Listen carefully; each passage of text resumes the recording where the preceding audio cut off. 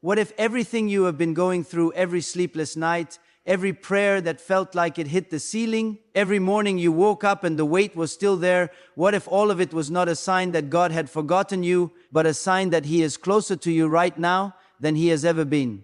That is what we are going to talk about today. And by the time this video is over, you are going to see your season completely differently. Stay with me. Welcome. If you found this video today, I want you to know that is not an accident. There are no accidents in the kingdom of God. There is only divine timing, and right now, timing has brought you here. I have spent years studying what happens at the intersection of faith, spiritual formation, and human transformation. And today I want to bring you into a truth that the legendary pastor David Yonggi Cho, founder of what became the largest Christian congregation on earth, carried with him through his darkest days and eventually used to impact millions of lives. This is not a motivational speech. I am not here to pump you up for 20 minutes and then send you back into the same confusion. What I am about to share with you is a spiritual framework, a way of seeing your struggle that will literally change what your struggle is able to do to you. Here is what we are going to cover. We are going to talk about why you are stuck. We are going to talk about the shift that changes everything. And then I am going to walk you through 3 specific practices that have helped real people move from prolonged suffering into genuine breakthrough. Let us begin. Let me describe you to yourself for a moment and tell me if this feels familiar. You are not a lazy person. You are not someone without faith. You pray. You read the word. You have declared promises over your life. You have confessed things out loud that felt foolish to say, but you said them anyway because you believed. You have fasted. You have cried out. You have done everything that the people you respect told you to do. And yet the situation has not changed, or it changed briefly and then went back. Or new problems arrived just as the old ones were resolving. And now you are sitting somewhere between exhausted and confused, trying to figure out what you are doing wrong. That last phrase is the problem. Trying to figure out what you are doing wrong. Because here is what conventional spiritual thinking teaches us, usually without meaning to. It teaches us that our suffering is a symptom of a deficit, that if we are struggling, it means we do not have enough faith, or we have some unresolved sin, or we have not found the right prayer formula yet. So we go looking for the missing ingredient. We try harder. We go to more services. We read more books. We find more people to pray over us. And none of it works. Not because those things are bad, they are not, but because we are applying the right tools to the wrong diagnosis. We are treating our season of struggle like it is a malfunction, like something has gone wrong in the program, and we need to find the bug. But what if the season is not a malfunction? What if the season is the program? The hidden flaw in conventional thinking is this: we treat our struggle like a problem to be solved, when it is actually a process being completed. Let me give you a picture.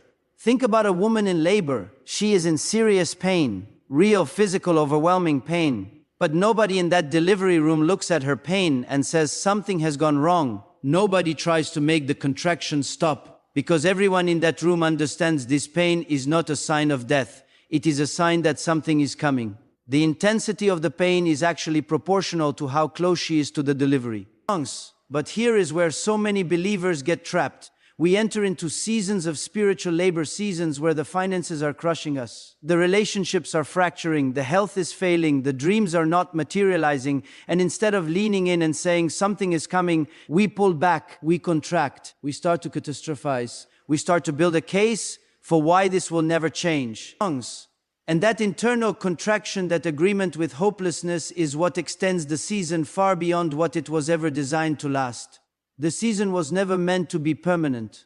It was designed to be purposeful. But the moment you stop believing it has a purpose, you accidentally transform it from a temporary process into a prolonged condition. And that is the trap that millions of genuinely faithful people fall into every single day.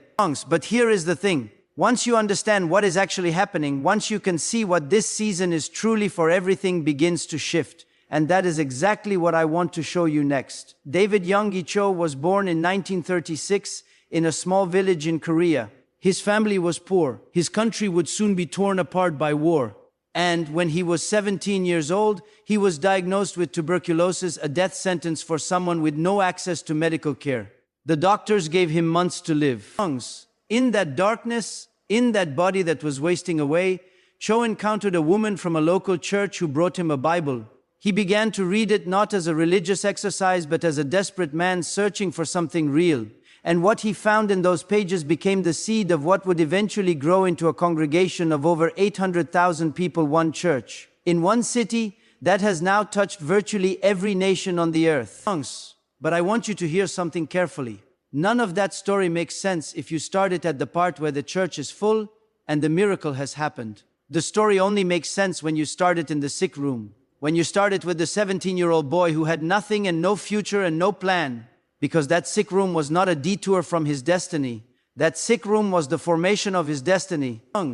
Cho taught for decades that the inner life is the source of the outer life. He used the language of dreaming, of seeing your future vividly in your spirit before it appears in your circumstances. But underneath that teaching was a deeper truth that he never stopped coming back to. Your suffering is not the opposite of your purpose. Your suffering is the soil in which your purpose is growing. Let me give you a different analogy now. Think about a diamond. A diamond does not form on the surface of the earth where things are comfortable and pleasant. A diamond forms deep underground in conditions of crushing pressure and extreme heat over a very long period of time. From the outside, looking at that rock formation, you would have absolutely no idea that something of extraordinary beauty and value was being created inside it. And here is the part I want you to sit with. The pressure is not incidental to the diamond. The pressure is what makes the diamond. Remove the pressure and you do not get a diamond that forms faster. You get a rock that never becomes anything remarkable at all. You are in a season of pressure right now. And I know that from the inside it does not feel like formation. It feels like destruction. But the question I want to invite you to begin asking, not to be dismissive of your pain, but to transform your relationship with it, is this. What if this pressure is not destroying you? What if this pressure is making you? Because here is what spiritual formation and modern neuroscience actually agree on. The meaning we assign to our experiences literally changes the neurological and physiological impact of those experiences. Viktor Frankl discovered this in the concentration camps of the Holocaust. He watched people survive conditions that should have broken them completely, and he found that the single variable that separated survival from collapse was not the severity of the experience. It was whether the person could find a framework of meaning inside the experience. When you shift your interpretation of your pain from punishment to preparation, from abandonment to formation, something measurable happens inside your nervous system. Your cortisol patterns shift. Your immune function improves. Your cognitive flexibility opens. You literally begin to think thoughts that were inaccessible to you when you were in the grip of hopelessness. And in spiritual terms, that same shift opens what I would call the channel of receptivity. When you are closed, when you have contracted around fear and confusion, the very blessings that heaven is trying to move toward you have nowhere to land. But when you open, when you accept that this season has purpose, you become what the scripture calls good ground. And good ground, given a good seed and time, produces a harvest that far exceeds what was planted. That is the shift. That is the new paradigm. And now I want to give you the 3 practical steps that make this real in your daily life, not as a one-time revelation, but as a discipline you build. These 3 steps are not complicated, but they require consistency. They require you to apply them on the days when you feel inspired and on the days when you absolutely do not want to.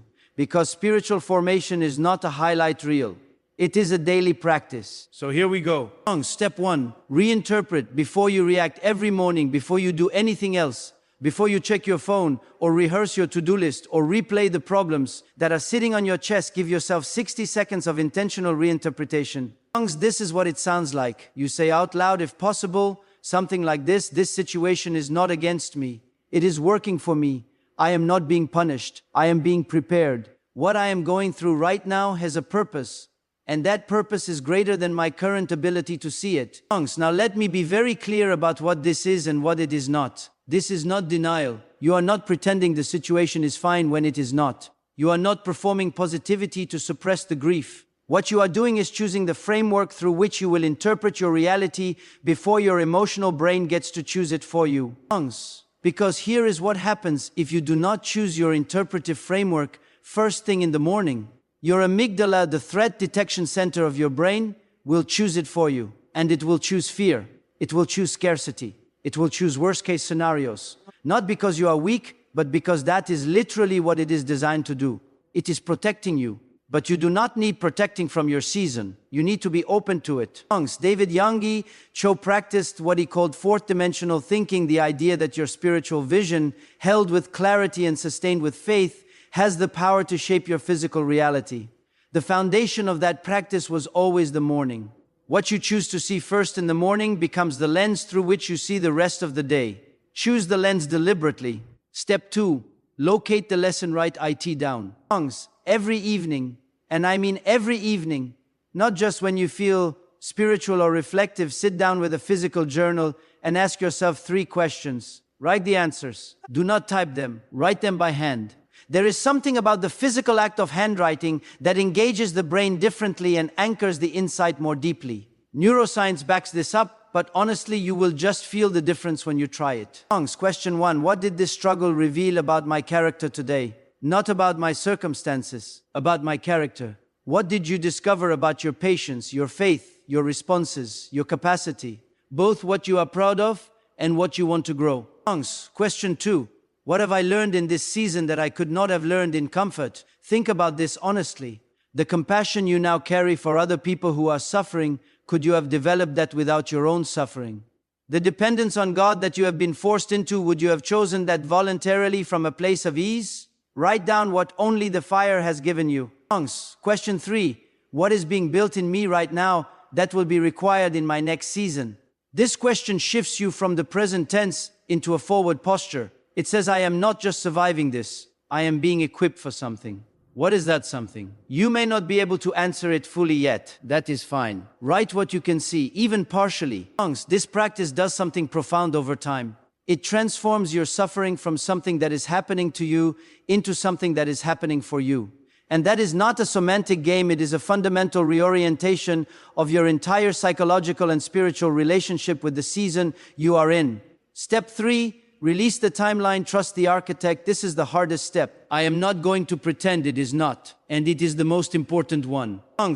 Most of us who are suffering longer than necessary, not because God has not moved, but because we are in a posture of demand rather than a posture of trust. We are gripping the timeline of our breakthrough so tightly that we have made our peace, our emotional well-being, our sense of spiritual stability entirely conditional on circumstances changing by a certain date. And when that date passes, our faith takes the hit.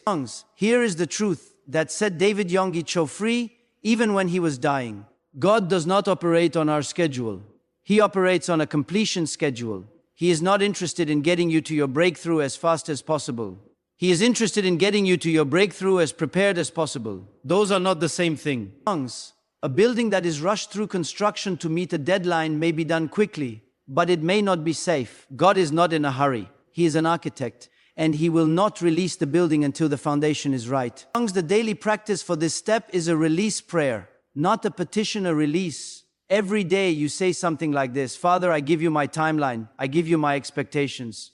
I release my grip on how and when this resolves. I choose to trust that you are not late, and I choose to trust that I am not forgotten. I am ready to receive whatever you are preparing, and I rest in that certainty rather than straining against it.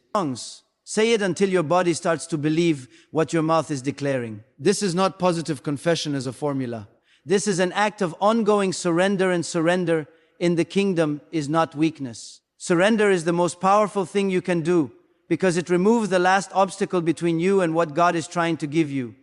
Now, once you have those 3 steps running as daily practices, there are some additional layers that can significantly deepen the work and accelerate what God is doing in you. The first is what I call gratitude under pressure. Most people practice gratitude from a position of comfort after the breakthrough, after the blessing, after things have turned around. And that is wonderful. But the most powerful form of gratitude is the kind that happens before you can see any evidence that things are changing. Try this. At the end of your journaling time, write 3 things you are genuinely grateful for about the season you are in. Not despite the season, but about it. What has it given you access to? What conversations has it started? What depth of character has it uncovered? Gratitude from within the fire changes the temperature of the fire. The second practice is finding your Elijah. David Yonggi Cho did not become who he became in isolation. He had spiritual fathers, mentors, people who had already walked through seasons like the one he was in and come out the other side. And he was willing to sit at their feet and ask the questions that pride sometimes makes hard to ask. Find someone who has survived what you are going through. Not just someone who will sympathize with you. Sympathy is valuable, but it can also keep you comfortable in the wrong place. Find someone who will look you in the eye and say, I know this is hard, and here is how I held my faith in the middle of it. That voice is priceless. The third practice is what I call the consecration of your suffering. Take a piece of paper. Write down your struggle honestly, plainly, without spiritual language. Just the raw truth of what you are going through. Then pray over that piece of paper and physically offer it to God. You might fold it and put it in a Bible. You might burn it as a symbolic act of surrender. Whatever the act, what you are doing spiritually is declaring, this belongs to you now, not to me. I am no longer holding it. I am trusting you with it. Many people report that this act of intentional physical surrender becomes a turning point. Not because of the paper or the ritual, but because of the genuine release behind it. Something shifts in the spirit when you stop holding on. Integrate all of these into morning and evening rhythms. The morning sets the frame. The evening processes the day. Together, they create a container for transformation that is consistent, intentional, and powerful. I know that some of you are listening to all of this and there is a voice in the back of your mind saying, this sounds good, but you do not know what I am dealing with. My situation is different. My season has been too long. I have tried faith before and it did not work. I hear that. And I want to speak directly to it. The length of your season does not determine the limitation of your God. In fact, I would argue the opposite. The longer and harder the season, the greater the harvest it is designed to produce. Joseph waited 13 years from the dream to the throne. Abraham waited 25 years for the child of promise. The depth of what God is building in you is often proportional to the length of the process. When resistance comes, and it will come, do not treat it as a sign that this approach is not working. Treat it as confirmation that you are pushing against something real. Resistance means you are moving. You cannot resist something that is not in your way, and things are only in your way when you are walking towards something. If doubt floods back in during this process, and it will, return to step 1. Reinterpret. Reset your frame. Repeat the practice. You are not failing when you have to do this. You are developing the muscle that will carry you through. As for timeline, most people who apply these 3 practices consistently report a noticeable shift in their internal peace within the first week, a shift in perspective within the first 2 to 3 weeks, and shifts in circumstance within weeks to months, some longer. But the internal freedom, the freedom from the crushing weight of hopelessness that comes faster than you expect, and that freedom is the beginning of everything. I want you to hear this clearly before we close. Not one day of your struggle has been wasted. Not one tear. Not one prayer that felt unanswered. Not one night you made it through when you were not sure you would. Every single moment of this season has been building something in you that could not have been built any other way. David Yonggi Cho went from a dying 17-year-old with nothing to a man who changed the trajectory of millions of lives across generations. And the turning point in his story was not the moment the miracle happened. The turning point was the moment he stopped fighting his season and started yielding to it. That is your invitation today. Yield to the process, trust the architect. Let the pressure make the diamond. If this message met you somewhere real today, I want to hear from you. Leave a comment below and just type the word ready. That one word tells me you are choosing to see this season differently starting today, and I will be believing with you personally. If this gave you even a breath of hope, please hit like. It genuinely helps this message reach someone else who needs it today. And subscribe, because every single week we go deeper into these truths that break seasons open and set people genuinely free. Your season of struggle ends today, and your new season begins right now.